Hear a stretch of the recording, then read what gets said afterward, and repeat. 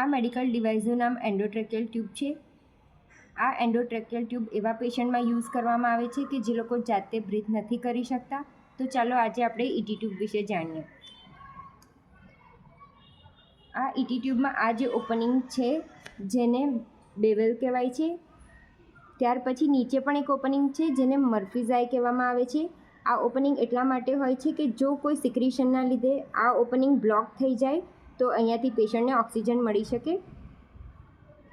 આ જે છે એ ટ્યુબિંગ છે. અહીંયા તમે બ્લુ લાઇન જોઈ શકો છો જેને રેડિયો ઓપેક લાઇન કહેવામાં આવે છે. તો જ્યારે પણ પેશન્ટની અંદર ઇન્સર્ટ કર્યું હોય તો એક્સરેની મદદથી આપણે જોઈ શકીએ છીએ કે એન્ડોટ્રેકિયલ ટ્યુબ પોઝિશનમાં છે કે નહીં. આ જે બ્લેક માર્કિંગ દેખાય છે એ વોકલ કોર્ડ ગાઈડ છે.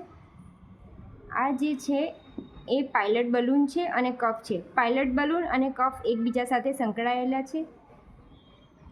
પાયલટ બલૂનની અંદર તમારે 5 to 10 cc જેટલી એર પુશ કરવાની છે. જો આ એર પુશ કરીશું તો આ કફ ઇન્ફ્લેટ થશે અને એ ટ્રકિયામાં ફિક્સ થઈ જશે, જેનાથી ઓક્સિજન લીકેજ અટકાવી શકાશે.